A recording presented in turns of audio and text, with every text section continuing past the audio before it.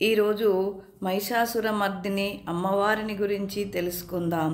దసరా నవరాత్రి ఉత్సవాలలో దుర్గాదేవిని ప్రత్యేక రూపాలలో అలంకరించి పూజిస్తారు. మరి దసరా ఉత్సవాలలో 10వ రోజు మహిషాసురమర్దినిగా చెడుపై మంచి సాధించిన విజయాన్ని స్మరించుకుంటారు. ఈ రోజున సాధారణంగా ఎరుపు రంగు వస్త్రాన్ని అమ్మవారికి సమర్పిస్తారు. ఇది శక్తి, రక్తం, ధైర్యానికి సూచకంగా అలంకరిస్తారు. కొన్ని చోట్ల నారింజ రంగు వస్త్రాన్ని కూడా వాడుతారు. మరియు బంగారు ఆభరణాలు, రత్నాలతో అలంకరించి సింహవాహనంపై నిలిచిన రూపంలో త్రిశూలం, ఖడ్గం, చక్రం, గద, బాణం మొదలగు ఆయుధాలను ధరించి దర్శనమిస్తుంది అమ్మవారు. శంఖనాదం, ఘంటారావం చేస్తూ అమ్మవారికి అర్చన చేస్తారు.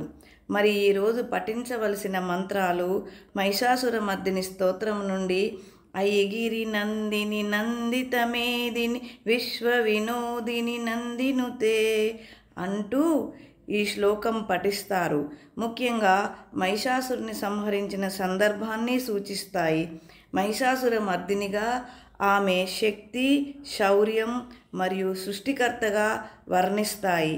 ఇంకా దుర్గా సప్తశతి, దేవీ మహత్యం నుండి యాదేవి సర్వభూతేషు శక్తి రూపేణ సంస్థిత నమస్తస్యై నమస్తస్యై నమస్తస్యై నమో నమః అంటూ ఈరోజు అమ్మవారిని పూజిస్తూ ఈ శ్లోకాలను పఠిస్తారు. ఈ శ్లోకాలను పఠించడం వలన శత్రు సంహారం, ధైర్యం, శక్తి, విజయ సాధన, కష్టాల నివారణ, అనుగ్రహం లభిస్తుందని నమ్మకం.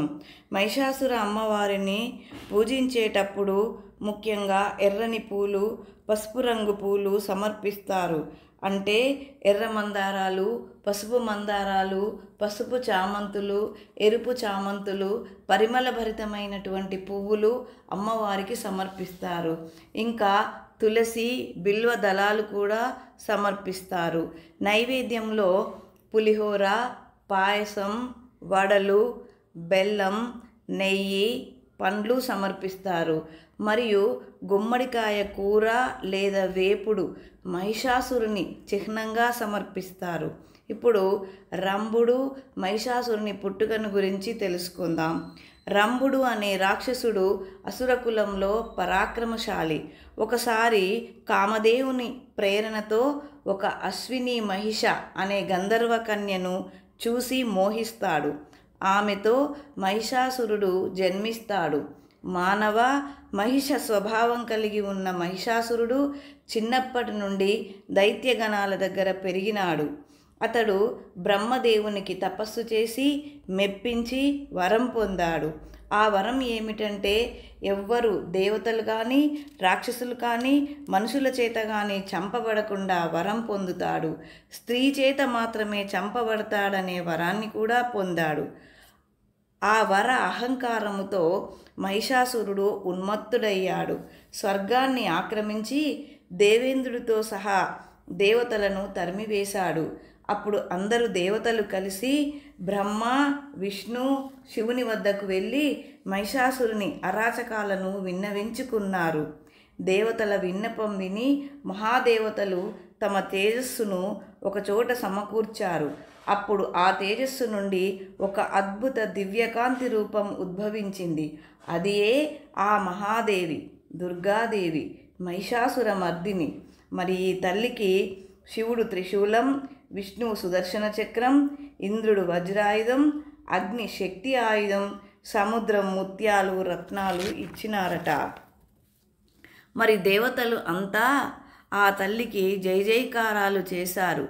జయ జయ దుర్గామాత అంటుంటే ఆ మహాయుద్ధానికి వచ్చి మహిషునితో యుద్ధానికి సిద్ధపడింది అమ్మవారు.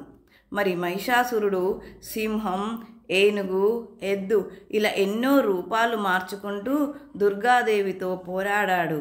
అమ్మవారు చివరికి మహిషాసురుడిని తమ పాదముతో తొక్కి నొక్కి త్రిశూలంతో గుచ్చి సంహరించినారు.